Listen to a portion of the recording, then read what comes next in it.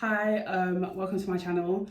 You've probably seen the title of this video anyways already. If you clicked on it, this video is about hidradenitis suppurativa, also boils, but I was diagnosed with hidradenitis suppurativa about 5 years ago now, and I'm going to do a video about my journey with it. All this video is going to be about my journey with it, the herbal remedies that I use that have meant that I'm no longer actively living with it, and what else? And the tips and like that I've found along the years. So I put off doing this video, but it's really the reason why I started my channel, or at least the motivation was to get this video out, because I feel like it might be able to help somebody. So if you have any remedies that you've used or medication or anything, please comment them below, because if you never know, it might help someone if what I say might not. Or the more the merrier. Or if you even want to share your journey, your story with it, or you relate to anything, I would love to know. But let me get into it, because I don't like when people talk too much. So I want to talk about my journey, because I want everything to be in this video. I've thought about making this video for a long time, like I said, but so many years to put it into like a 10-15 minute video, I didn't know how to do that. But I started getting boils when I was around 12 years old. Didn't think much of it. They were uncomfortable, of course, but they never popped or opened or anything like that. It was just like boils, uncomfortable, we move on. Now, summer before my second year of uni, so I was 19 years old, I got one. Difference was this one opened, so I was left with a sore. It was underneath my armpit. I was left with a sore, and I genuinely had never experienced anything like this before. I didn't get what was happening. I was Googling how to like deal with it. They said put gauze on it. Don't ever do that unless like you know the right remedies to do that. Don't ever do that. It was the worst thing I did. It was painful getting that off. But yeah, that boil then was open for about 2 to 3 months. It didn't close up for. And that was the theme of the next 4 years of my life. I'm now nearly 25. That was a theme for the next 4 years of my life. Constant, one boil would open, wouldn't close for months. Another boil will open, and these are underneath my armpits primarily. Underneath my armpits was the only place I got the open ones. I got boils in other places, but the open ones that wouldn't close would be underneath my armpits. I still have the scars, but I'm wearing a t-shirt, so I can't show you. But yeah, I think later that year, I went to the doctors and was like, okay, listen, I had told them about the boils before, but I didn't follow up on it. From there, doctors referred me to a dermatologist, and they would give me antibiotics to take. So different antibiotics, I can't remember the names off the top of my head right now. I'd take them for a couple of weeks to even like 2 months, and the sores or the boils were not closing. Like wasn't seeing a difference. I wasn't seeing less of them. When I take the antibiotics, one would close. And I think, oh my gosh, the antibiotics working. Then a week later, 2 weeks later, it's open again.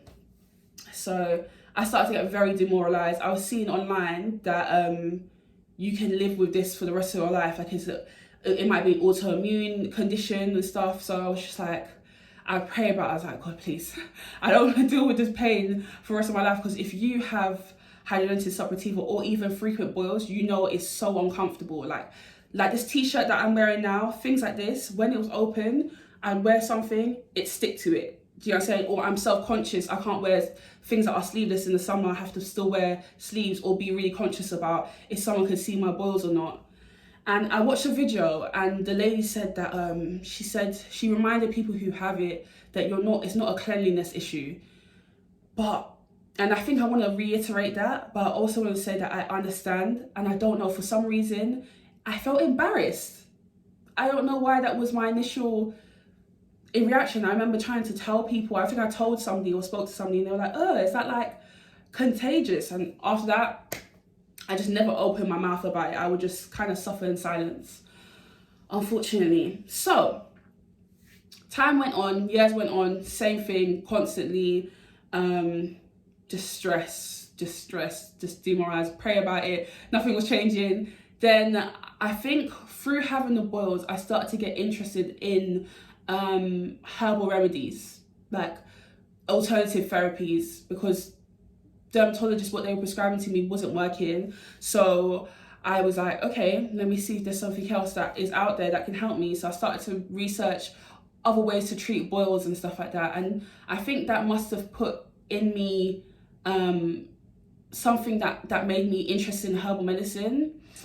So that leads me kind of on to the next chapter of things. When I was 23, I believe, I started to study, 23, I started to study herbal medicine. And then one day I'm studying and my tutor was talking about a herb and how she had used the herb to treat somebody who had a mastectomy and had an open wound that was not closing. A light bulb went off in my head. I was like, wait a second, don't I have like sores that aren't closing on my body? So could this be useful for me? Turns out it was. So this is kind of what the video is about now. This is leading on to what helped me with my open wounds / boils. It was Marigold, or Calendula officinalis. That's the actual official name for the herb. It was Marigold. So she said that she used Marigold.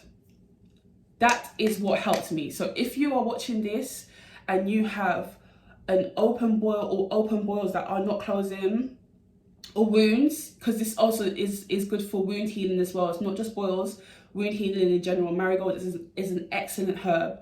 That was my primary herb that I used to treat myself. So Marigold, that's it. Like, and all I would do is literally, and I think I might show sometime in this video, maybe towards the end, how I prepare it, but a teaspoon of marigold flowers or petals, dried, put it in a glass, cover it with hot water, let it like cover it with like I don't know, like anything that was going to keep the essential oils and stuff in there.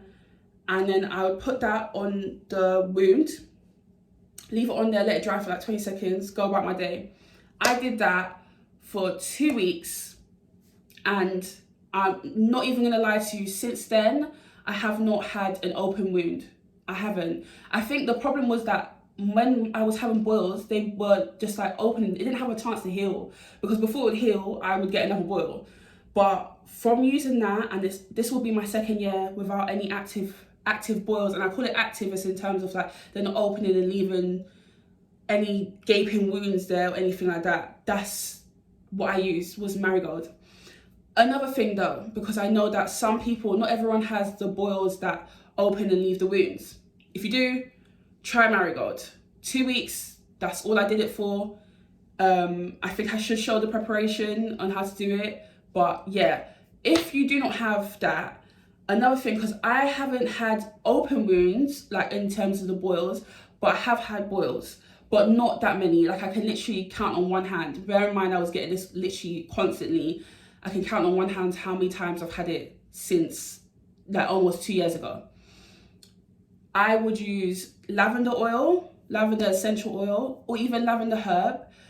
And then you can mix that lavender herb with tea tree oil or thyme, dried thyme. Most people have dried thyme in their seasoning cupboard. You can literally just put a teaspoon of dried thyme, a teaspoon of lavender in hot water, and use a compress. When you're using compress, like, so get a towel, dip it in the hot liquid. It shouldn't be boiling, it shouldn't burn you or anything like that. Like, it should be warm, because the warmth is going to help the inflammation that you're getting with the boils. And the reason why you're using lavender and tea tree or thyme, or a combination of the three, is because these are antibacterial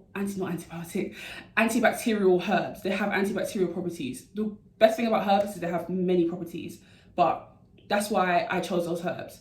When I'm feeling lazy, I'll just put a dab of lavender oil, essential oil, on a boil, and it will literally, like, the inflammation will at least subside. And show you clearly what I mean by a teaspoon of lavender or thyme or marigold, so there's no confusion in the quantities that I'm talking to you about using. So I've literally just got a plain teaspoon, regular teaspoon, and I'm going to show you what it is in a container. I'm using this. I used to use this, which is just literally a glass from IKEA. Yeah, so let me show you what I mean in terms of marigold quantities and water as well. One sec. Okay, so I will show you probably the marigold first, because I know that might be the most important. So in here, I've got roughly a teaspoon. You don't have to be like super extra about your measurements. It's roughly a teaspoon. Sometimes I'd add a bit more. And then imagine this is boiling water that I'm about to show you, but it isn't. I would put like that much, even that sometimes, I would put sometimes even less than that, just to cover the herbs. If this was boiling, the flowers would have sunk to the bottom. You can see in there I have the flowers and the petals. It also does not matter. And then I'd cover it. I just use this because they fit together, but you can literally use anything. I would rather use like glass or anything than plastic, but I use plastic a lot of times when I was using it. And then let that steam, put it on when it's not gonna burn you. And then in here I have a teaspoon of lavender and thyme. And I put more water in this because this is full compress. So I would go like here with water. So you have enough to put it into the towel and then use it, and then, yeah. And also when I said with the essential oils, we're in a container like this, like 1 drop of, if it was just hot water and it's up here, I say like 1 to 2 drops of lavender and 1 drop of thyme, or 2 drops of thyme, or 1 of tea tree. I don't think for something this small you need more than like 2 drops of each. So yeah, I hope that was helpful. I just wanted to make it very clear what I meant by a teaspoon or the amount of water I used. So yeah, back to the video. My journey with boils, I don't want it to go to waste. I want this video to help somebody. I've also learned other things in the time, and I think I noticed with my boils that it was with my boils. That's one thing. That's the first thing that I'm going to talk about. I tried to stop calling it my boils. I haven't said that in a long time, so I think it was to remind me to say that they're not your boils. This hidradenitis suppurativa or boils is something that your body is experiencing. It's not what your body is. You don't own it. So I stopped trying to own it. Like I used to say, oh, my boils. Say that to people. I stopped. I would call it the boils. Maybe that's disassociation, but it worked for me because I didn't want to see something permanent in my life. So why am I owning this? That's one thing. Second thing is I noticed that I would tend to get boils more when I was stressed. So even when I told you that I still sometimes get boils to this day, it's usually because of stress. Like if I'm really, really stressed out, I don't know what the link is because I haven't read any studies about it, but maybe hormones or something like that, I don't know. And then another thing that I noticed as well at one point was if I have loads of processed sugar, I got more boils. So like if I was drinking a lot of like sugary things or eating a lot of sugary things, I tend to get the boils more than if I wasn't. Also shaving, quit that. If on like in places that you're getting the boils, I think you should quit that. If you're having boils, like stop the shaving. I wax, but I do want to get laser hair removal on my armpits because I just would rather not deal with hair in general there. But I wax now, and when I wax, I use the PFB Chromabite thing. I might show it in a second what it looks like. It's just like it helps to prevent ingrown hair. So actually anything that helps to prevent ingrown hair should work for you, because also that might be the cause of your boils. It might be ingrown hairs. Yeah, so I think I'm kind of at the end of the video. I don't know if this is going to be the one that I release, but if it is, like I said before, if you have any tips, tricks, anything, you want to ask me any questions about the things that I discussed, please feel free to comment. I'll reply to anything. And this doesn't have to be the lifelong thing that you might think it is right now. And if you're watching this and you've given up hope or faith that you'll ever feel better and you'll ever get relief from this, I am a living testimony that you actually might, and I hope that this video will help. Even if the things don't, read the comments. If somebody's left comments, that might be helpful. What else was I gonna say? I don't know. I think that I've covered everything that I've wanted to cover in this video. I know I might have talked quite fast, but I just wanted to get everything out there, and I didn't want to waste any time with anything. So yeah, I hope this is helpful. Share with anyone who's going through this, and I wish you the very best on this journey. one thing that I wanted to say as well, I didn't make any changes to my diets besides being aware of what sugar I had. I know there's a lady on here who has a very popular video, how she went vegan. And I watched it when I was going through what I was going through, and I was like, God, if I have to go vegan, I'm gonna have this, I'm gonna have this for a long time, because the vegan diet is not for me. So no changes to my diet. Marigold soothed my open wounds. Lavender and thyme compresses, hot compresses, helped when I had boils that had not opened. Or even add tea tree. If you're gonna add any essential oils, 2 drops is more than enough. 1-2 drops, you do not need more than that. These essential oils are very powerful, they're very potent, you don't need too much. And moreover than anything else, please listen to your body. Anyone can give you advice on the internet, only you are living in your body. So if anything that I've recommended or anyone else doesn't work for you, doesn't feel right when you're using it, stop. It's not, there's going to be something out there that will be effective for you. Antibiotics was not effective for me, it might be for you. So yeah, I hope this will help, and enjoy the rest of your day, evening or night. Thank you.